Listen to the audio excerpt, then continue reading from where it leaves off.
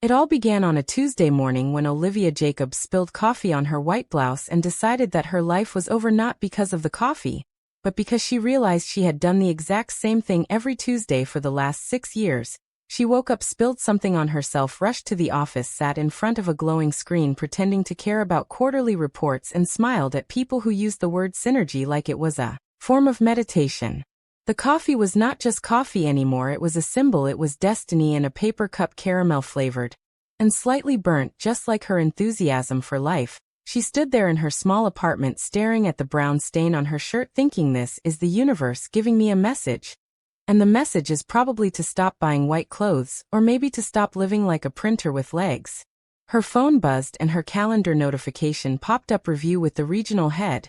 She sighed, the kind of sigh that only people who have had too many pointless meetings can produce. She looked at herself in the mirror, hair tied back, eyes tired, but pretending to sparkle, and muttered quietly, you're a corporate gladiator, Olivia, now go fight for meaningless metrics.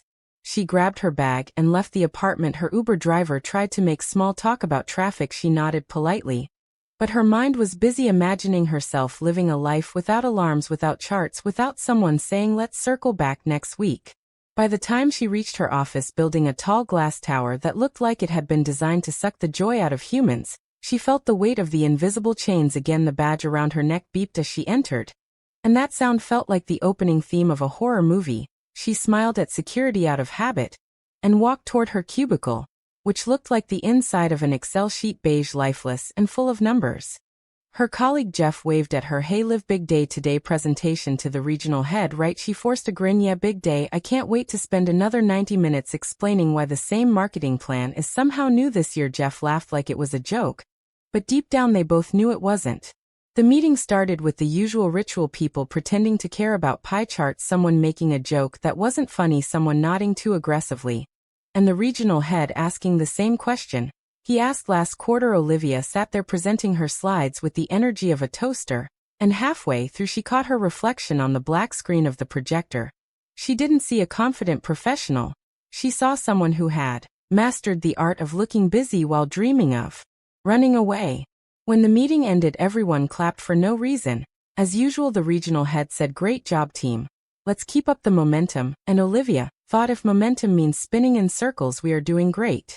She went to the pantry, poured herself another coffee, and whispered, I can't do this anymore, to the sugar packets. Then it happened, the moment of absurd clarity. Jeff came running and holding his phone like it was breaking news. Liv, the boss, just announced a new company challenge. He said they want us to make a TikTok showing our team spirit for social media. Olivia blinked slowly, trying to process that the same company that banned jeans on Fridays now wanted dance videos. She laughed, a small tired laugh, then a bigger one, then suddenly couldn't stop laughing. The interns stared at her confused. She looked up at the ceiling and said loudly, of course they do. They want team spirit. They want creativity from people who haven't had lunch breaks since 2019.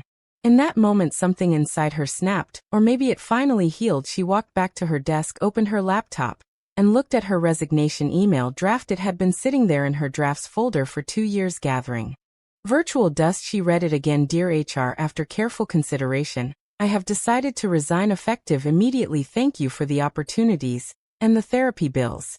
She smiled, hit send, and felt lighter than air. Her heart raced, not with fear, but with relief. She stood up, packed her little office plant and the framed quote that said, hustle until you no longer need to introduce yourself, and muttered under her breath, maybe I'll introduce myself to my real life now.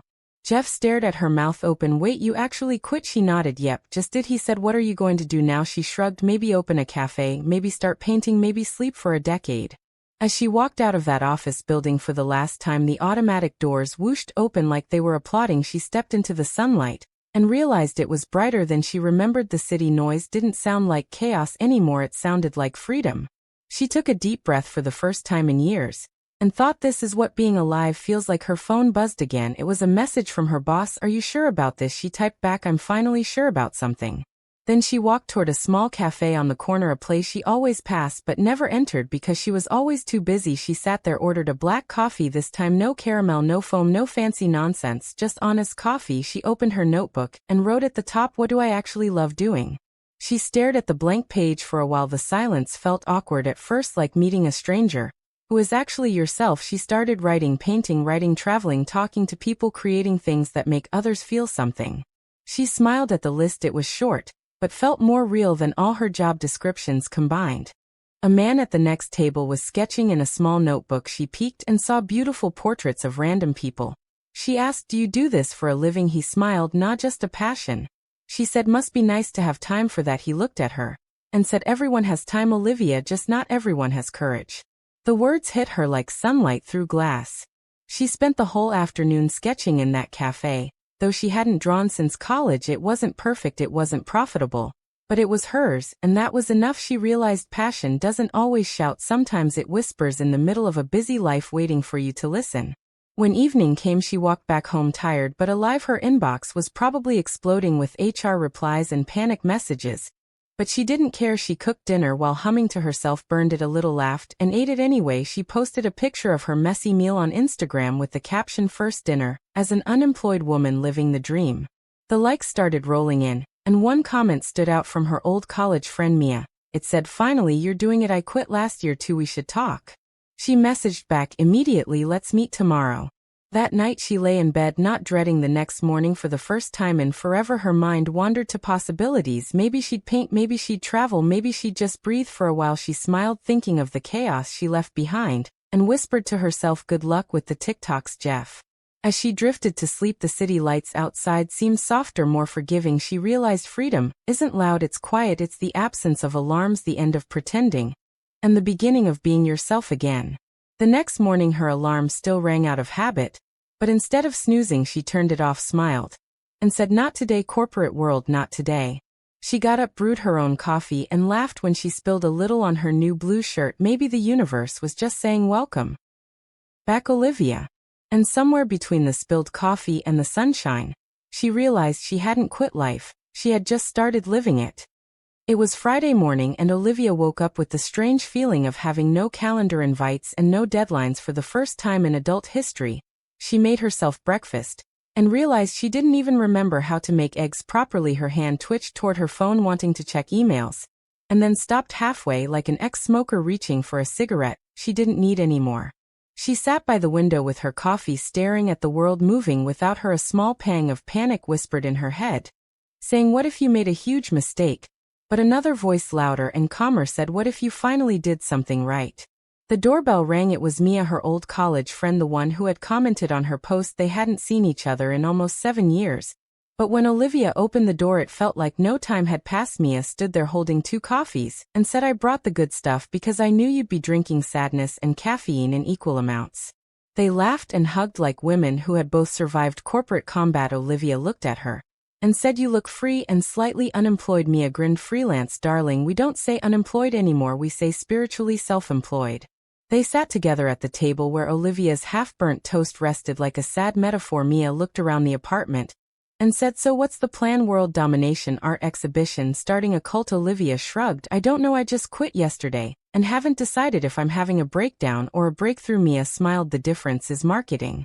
They decided to go for brunch, the sacred ritual of women figuring out their lives over overpriced avocado toast. The cafe was full of people typing on laptops, pretending to write novels, but secretly updating LinkedIn. Olivia whispered, "These are my people, the unemployed elite." They ordered waffles and mimosa, and Olivia confessed, "I feel free, but also terrified, like someone handed me wings but forgot to teach me how to fly." Mia nodded, "That's normal. When I quit my finance job, I spent 3 months panic Googling phrases like how to be happy in jobs that don't involve humans."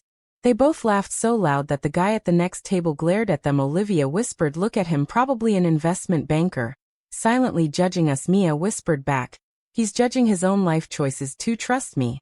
After brunch they walked through a nearby art market, bright stalls full of handmade crafts, candles, paintings, jewelry. Olivia looked at the artists and felt envy mixed with admiration. They looked alive, not rich, but definitely alive. Mia said quietly, "You know, I started selling handmade pottery last year." Olivia blinked, "Wait, what? You left finance to make bowls?" Mia nodded proudly, "Yes. And people buy them. It's weirdly satisfying. I spend my days making things with my hands, not making slide decks for someone else's bonus." Olivia laughed, "That's wild." Mia said, "It's wonderful. You should try something new, even if it's weird. That's how you meet the new version of yourself."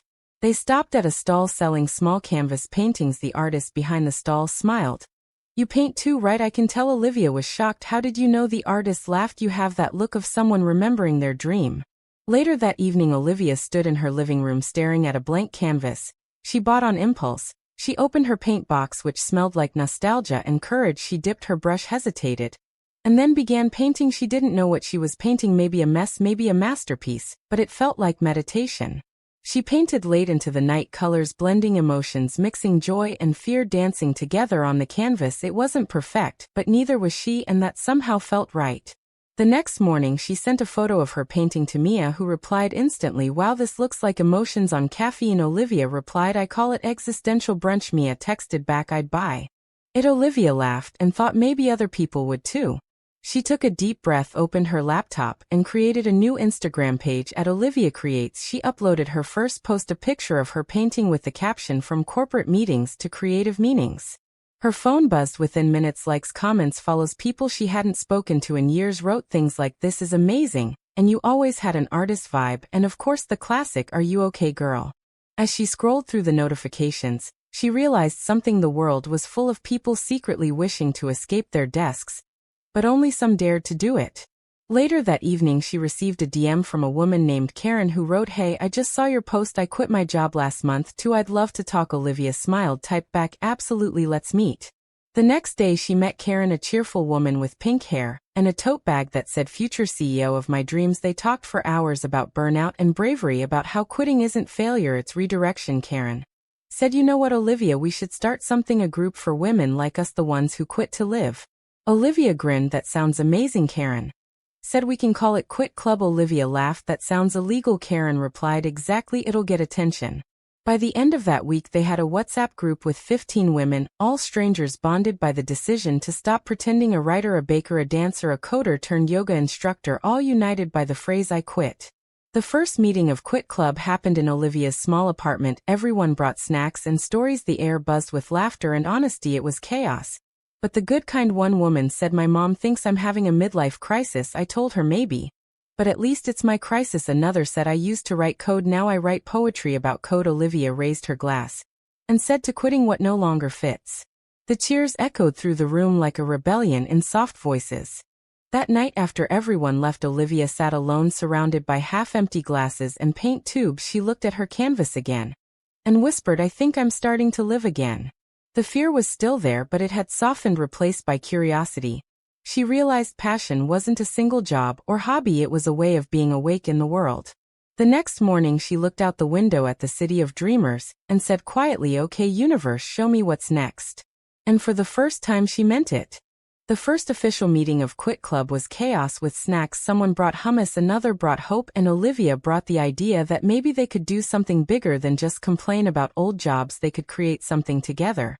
The living room was filled with women from different lives, but the same exhaustion. One was an architect turned candle maker, one was a coder turned comic artist, another used to run HR. Now she ran a small online bakery. The smell of snacks and ambition mixed in the air like rebellion in slow motion. Olivia stood up holding her cup of tea and said, "All right, team, or whatever we are now, maybe we should do a project, something creative, something that shows the world what happens when women stop playing safe and start playing honest." Karen raised her hand dramatically like a kid in class and said, "I vote we make an art fair, but only for quitters, like a festival of freedom." Everyone gasped and clapped because it sounded wild and a little illegal. They named it the Passion Experiment because the art of quitting sounded too sad. The plan was simple in theory: create a small local event where women could showcase their passions, art, baking, writing, dance, music, anything that made them feel alive again. They had zero funding, zero connections, and infinite enthusiasm, which in corporate language meant doomed, but in human language meant unstoppable. The following weeks were a hurricane of laughter, mistakes, and caffeine. Olivia's apartment transformed into a headquarters of chaos. Karen handled the social media and posted things like, "Dear world, we quit, but we're still fabulous." Mia was in charge of logistics, which mostly meant calling people and pretending to know what logistics meant. One morning Olivia woke up to find the living room full of women holding sketchbooks, candles, and banners. Someone had brought fairy lights, someone had brought a cat for emotional support. The cat immediately sat on a paint palette and became part of the art. They had brainstorming sessions that turned into dance sessions, budget meetings that turned into therapy sessions. One woman said, "I used to lead a team of 50 people, now I lead my cat to the food bowl every morning." Progress. They laughed until their stomachs hurt. But in the middle of all the laughter, Olivia sometimes felt waves of fear. What if this failed? What if it was just a silly distraction? Her old corporate brain whispered, you need a plan, you need a backup. But her new self whispered, you need joy, and that is enough. The event day approached faster than anyone expected. They managed to rent a small community hall with a leaky roof, and a lot of character. Olivia stood in the middle of it staring at the flickering lights, thinking this is either going to be magical or a disaster or both. The night before the event she couldn't sleep. She lay awake staring at the ceiling thinking about her old office where everything was predictable. Now nothing was predictable, but somehow it felt better. She got up at 3 a.m., made herself coffee, and painted a small sign that said welcome to the passion experiment in messy colorful strokes. Morning arrived with chaos wrapped in sunshine. Volunteers ran around setting up booths. Someone dropped cupcakes. Someone else forgot the speaker cables. Karen accidentally deleted the playlist and then found it in her email draft. They all screamed and laughed at the same time. It was beautiful madness. At noon the first guests started arriving, curious locals, friends, old colleagues who pretended to be shocked, but secretly inspired. Olivia's ex-boss even showed up wearing confusion like perfume. He walked up to her and said, I must admit, I didn't think you'd actually pull this off. Olivia smiled and said, neither did I. That's why it worked. The hall buzzed with life. Candles flickered, art hung crookedly, but proudly women stood behind their tables telling stories instead of selling products. One woman displayed poems written on recycled paper. Another had. They had brainstorming sessions that turned into dance sessions, budget meetings that turned into therapy sessions. One woman said, I used to lead a team of 50 people. Now I lead my cat to the food bowl every morning. Progress. They laughed until their stomachs hurt. But in the middle of all the laughter, Olivia sometimes felt waves of fear. What if this failed? What if it was just a silly distraction? Her old corporate brain whispered, you need a plan, you need a backup, but her new self whispered, you need joy, and that is enough. The event day approached faster than anyone expected. They managed to rent a small community hall with a leaky roof and a lot of character. Olivia stood in the middle of it staring at the flickering lights thinking this is either going to be magical or a disaster or both. The night before the event she couldn't sleep. She lay awake staring at the ceiling thinking about her old office where everything was predictable. Now nothing was predictable, but somehow it felt better. She got up at 3 a.m., made herself coffee, and painted a small sign that said welcome to the passion experiment in messy colorful strokes. Morning arrived with chaos wrapped in sunshine. Volunteers ran around setting up booths. Someone dropped cupcakes. Someone else forgot the speaker cables. Karen accidentally deleted the playlist and then found it in her email draft. They all screamed and laughed at the same time. It was beautiful madness. Paintings of office chairs turning into birds. Mia sold handmade mugs with quotes like I quit and I'm thriving. Karen ran a booth where people could write letters to their younger selves. As Olivia walked through the crowd she felt something she hadn't felt in years, pride. But the real kind, not the corporate performance review kind, but the soul level kind, the kind that comes from creating something that matters, even if it's small, even if it's imperfect. Then the power went out, the lights died, the music stopped, and for a second everyone froze. Saw me on. Gasped. Someone said, of course this happens. Olivia took a deep breath and shouted, it's fine, we'll make it candlelight creative hour. Everyone cheered, and suddenly the hall glowed softly with candles, laughter bouncing off the walls. The failure turned into magic. A little girl from the audience walked up to Olivia and said shyly, I want to paint too when I grow up. Olivia knelt down and said, don't wait until you grow up, just paint now. When the lights finally came back everyone clapped like it was the finale of a concert. The event ended not with a profit, but with purpose. They raised barely enough money to buy pizza, but everyone left glowing like they'd been reminded of something sacred. Later that night, after everyone left, Olivia sat on the floor surrounded by empty cups and confetti. Karen flopped down beside her and said, well, we didn't make money, but we made meaning. Olivia laughed and said, yeah, and meaning tastes better than profit anyway. They stared at the messy hall and smiled, exhausted and alive. Olivia whispered softly, maybe this is it, maybe this is what I was looking for, not a career, but a community. That night she got home, opened her Instagram, and saw dozens of tags and stories, people writing things like, this event changed how I see my life, or I'm quitting next week, wish me luck. She felt tears form, the good kind, the proud kind. She picked up her paintbrush and began a new canvas, colors flowing without fear. She painted a group of women standing under a flickering light, smiling through chaos. She titled it The Great Passion Experiment. The next morning she posted it online, and it went viral. Her inbox filled with messages from women all over the country, saying, I want to join Quit Club. How do I start one? Here she realized what started as a joke was becoming a movement. As she sipped her coffee, she whispered to herself, maybe quitting is contagious. And somewhere deep inside she knew she wasn't lost anymore, she was found. A week after the passion experiment went viral, Olivia woke up to her phone vibrating like a possessed blender. Her Instagram had exploded, thousands of new followers, news outlets tagging her posts, podcasts inviting her to talk about the movement. She blinked at her phone muttering, "Did I just accidentally start a revolution?" She wasn't sure whether to be thrilled or terrified. Her DMs were full of strangers saying things like, "I quit my job today thanks to you, and you gave me the courage to start my bakery." Someone even wrote, "You made quitting look fashionable." Olivia laughed so hard, she spilled her coffee again, which had now become a daily spiritual ritual. Mia called screaming into the phone, "Liv, you're trending on TikTok. Someone made a remix of your quote from corporate meetings to creative meanings." Olivia groaned, "Oh great, my voice is now motivational background noise for teenagers." She checked the video and saw a montage of women quitting their jobs, dancing with resignation letters. It was ridiculous and beautiful. Within days her inbox was full of interview requests. A local TV host named Jenna invited her for a morning show. Olivia panicked and said, "But I don't even own real clothes anymore." Mia said, "Relax, wear your freedom, it's trending." On the day of the interview she sat under bright studio lights feeling like she was back in a performance review, except this time she was being graded on happiness, not productivity. Jenna smiled into the camera and said, "So Olivia, tell us what made you quit your job and start this movement." Olivia smiled nervously and said, "I think I just got tired of pretending to be fine all the time. I wanted to see what happens when we stop chasing titles and start chasing peace." Jenna leaned forward, "So are you saying everyone should quit their jobs?" Olivia laughed, "No, I'm saying everyone should quit what kills their spirit. Sometimes that's a job, sometimes it's fear." The clip went viral again. Within hours brands were contacting her wanting to sponsor Quit Club Olivia, and Mia stared at the emails unsure whether to laugh or cry. One brand offered a deal to sell empowerment mugs. Karen shouted across the room, "We are literally becoming what we left." But the team agreed they could use the money to grow their events, so they accepted one partnership only with a small local women-owned brand called Free Space. They organized another passion experiment, this time bigger, more organized, but still chaotic enough to feel real. The venue was a renovated warehouse with plants hanging from the ceiling, fairy lights, and a live band that occasionally forgot the lyrics. Hundreds of people showed up, women, men, families, students, all wanting to see the miracle of ordinary people doing extraordinary things. Olivia walked through the crowd, stunned by how big it had become. She overheard someone whisper, "That's her, that's the woman who started Quit Club." She turned around, smiled awkwardly, and said, "Hi, yes, the quitter in chief, that's me."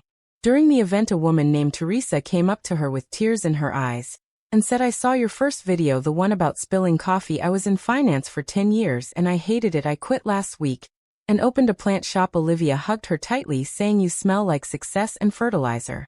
Later that evening she went backstage where Mia and Karen were counting donations, laughing and dancing around a half-empty pizza box. Mia said, "Can you believe this? It started with one bad cup of coffee." Karen said, "Yeah, we should send that coffee brand a thank you letter." Olivia laughed, "Maybe we should start a flavor called Freedom Roast." But as the night went on, something inside her shifted again. Success had returned, but this time it didn't feel suffocating. It felt light, fluid, shared. She realized she wasn't escaping work anymore, she was redefining it. A journalist approached her after the show asking, "So what's next for Quit Club? A franchise, a book deal, a global movement?" Olivia smiled and said, "Maybe all of it, maybe none of it. I just want to keep creating spaces where people feel brave enough to start over." After everyone left she stood in the empty warehouse, lights flickering faintly, dust floating like tiny memories. She thought about her first day outside corporate walls, how scared she had been, how certain that quitting meant failing. Now she knew quitting had been the beginning of a better kind of success, the kind measured in peace and purpose. The next morning she received an email from her old company, subject line collaboration proposal. She laughed so hard she woke up her cat. They wanted to partner with Quit Club for a corporate mental health campaign. She texted Mia and Karen a screenshot. Mia wrote back, "We're about to get paid by the people who underpaid us." Karen added, "The irony tastes delicious." Olivia replied, "Let's do it, but on our terms." Weeks later they stood inside that same glass tower where Olivia once felt invisible. But now she was the guest speaker, not the employee. She walked on stage looking at rows of serious faces in suits and said, "I used to sit where you are, terrified to make mistakes. Now I paint them for a living. And somehow it pays better." Everyone laughed awkwardly, then sincerely. She spoke about burnout and courage, and how dreams die quietly when we stop listening. She ended with, "If you ever feel like quitting, maybe it's not failure, maybe it's your soul asking for a reroute." The crowd applauded genuinely this time, not the corporate kind, but the kind that meant they understood something new. She walked out of the building feeling peace instead of pressure. That evening Olivia and the Quit Club celebrated on a rooftop with fairy lights, cheap wine, and loud laughter. The skyline shimmered around them. And she said, maybe quitting isn't the end, it's the world's most honest beginning. Mia raised her glass to all the women who left the wrong rooms so they could build their own. Karen added, and to all the mistakes that turned into masterpieces. They cheered under the open sky, music playing somewhere below, city lights twinkling like applause from the universe. Olivia leaned on the railing, breathing in the night air, thinking this time the view feels different, because it's Mia raised her glass to all the women who left the wrong rooms so they could build their own. Karen added, and to all the mistakes that turned into masterpieces. They cheered under the open sky, music playing somewhere below, city lights twinkling like applause from the universe. Olivia leaned on the railing, breathing in the night air, thinking this time the view feels different, because it's mine. The morning after the rooftop celebration, Olivia woke up to sunlight streaming through the blinds, the kind of sunlight that gently insists you've done something right. She lay in bed listening to the faint sounds of the city below, horns, birds, people hurrying somewhere, as usual, except she no longer felt that rush, that old corporate heartbeat of constant urgency. She smiled, thinking, I'm late for nothing today, and it felt divine. Her apartment was a mess, wine glasses, paintbrushes, and empty pizza boxes. But it looked like a museum of joy. She picked up one of the mugs from their partnership brand that said Quitter and Proud, and filled it with coffee, this time managing not to spill a single drop. She sipped, and whispered to herself, look at you, Olivia, you made chaos look like art. Her phone buzzed. Mia's text read, wake up revolutionary. We're on the front page. Olivia opened the link, and gasped. There it was, a full article in a major online magazine, titled The Women Who Turned Quitting into a Movement, with her photo mid-laugh, paint on her hands, eyes alive. The article talked about the passion experiment, the Quit Club, and the growing wave of women across the world inspired to leave corporate burnout for creative rebirth. She scrolled through hundreds of comments, women sharing stories of quitting, teaching, corporate jobs, law firms, banking, everything. Some said they finally started writing books, some opened small businesses, some just took a break to breathe. Olivia felt tears rise again, the good kind, not the exhausted ones from her old life. She realized this wasn't just her story anymore, it belonged to thousands. Later that day, the Quit Club gathered again, this time at a local park for their first outdoor art jam. They brought easels, snacks, guitars, and way too many dogs. The scene looked like freedom painted in real life. Mia was trying to set up a tent, but ended up creating modern art out of tangled poles. Karen played the guitar badly, and everyone sang loudly anyway. Olivia stood there watching them, the laughter, the sunlight, the ordinary perfection of it all. She thought about who she was a year ago, a woman measuring her worth in deadlines and promotions, now measuring it in moments and meaning. She picked up a paintbrush and started painting again. Not a building, not a product, not even a vision board, but the faces around her, women who had dared to rewrite their stories. Halfway through painting, she heard a familiar voice. It was her old colleague Jeff, walking toward her awkwardly holding a smoothie. He said, so I guess you're famous now. Olivia grinned. Famous for quitting? That's a first. Jeff smiled. I actually left too last month. You made me realize maybe I wanted more than pie chart. She handed him a brush, saying, welcome to the other side, Jeff. Now we measure joy in brushstrokes. They laughed and painted together, the old walls between them gone, replaced by colors and sunshine. As the day went on, strangers stopped by to watch. Some joined in, kids painted trees on the sidewalk, an elderly lady drew her cat. Everyone became part of the living artwork. Olivia looked around thinking, this is what I always wanted, a world where work feels like play and life feels like purpose. When the sun began to set, she gathered everyone for one last toast using juice boxes and water bottles. Karen said, to quitting the things that make us small, and saying yes to everything that makes us real. Mia added, and to finding peace in paint instead of PowerPoint. Jeff raised his smoothie to spilled coffee, the true beginning of revolutions. They laughed and cheered as the sky turned gold and pink. Olivia whispered quietly, thank you, universe, for every mess that led me here. Later that night, she walked home alone under the city lights, the streets buzzing softly like a lullaby. She passed her old office building, still glowing, sterile and blue. She stopped for a moment, not in bitterness, but in gratitude. She whispered softly, thank you for teaching me what I never want. Olivia stood there watching them, the laughter, the sunlight, the ordinary perfection of it all. She thought about who she was a year ago, a woman measuring her worth in deadlines and promotions, now measuring it in moments and meaning. She picked up a paintbrush and started painting again, not a building, not a product, not even a vision board, but the faces around her, women who had dared to rewrite their stories. Halfway through painting, she heard a familiar voice. It was her old colleague Jeff walking toward her awkwardly holding a smoothie. He said, "So I guess you're famous now." Olivia grinned. "Famous for quitting? That's a first." Jeff smiled. "I actually left too last month. You made me realize maybe I wanted more than pie charts." She handed him a brush, saying, "Welcome to the other side, Jeff. Now we measure joy in brushstrokes." They laughed and painted together, the old walls between them gone, replaced by colors and sunshine.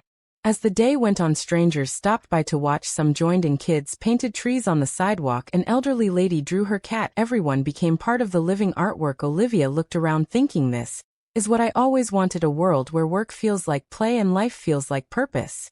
When the sun began to set, she gathered everyone for one last toast using juice boxes and water bottles. Karen said, "To quitting the things that make us small and saying yes to everything that makes us real." Mia added, "And to finding peace in paint instead of PowerPoint." Jeff raised his smoothie to spilled coffee, the true beginning of revolutions. They laughed and cheered as the sky turned gold and pink. Olivia whispered quietly, "Thank you, universe, for every mess that led me here." Again. Back home, she looked around her apartment, her sanctuary now filled with colors, memories, and life. She opened her journal and began writing. "I used to chase stability, but it never felt safe. I used to chase success, but it never felt enough. Now I chase peace, and somehow it feels like everything." She closed the journal, smiled, and placed it next to her latest painting, a swirl of colors shaped like wings. The next morning she woke up early without an alarm, the sunrise washing her room in gold. She made coffee, sat by the window, and began sketching her next idea, a community art school for women who want to rebuild their lives after leaving corporate burnout. She decided to call it Second Sunrise. She took a deep breath, looked out at the city below, and whispered one last time, "Here's to the quitters, the dreamers, the ones who dared to stop running and start living." And somewhere in that quiet morning, the revolution continued, not in headlines or hashtags, but in every small act of courage, every spilled coffee, every woman choosing herself again. Because sometimes the bravest thing you can do is simply begin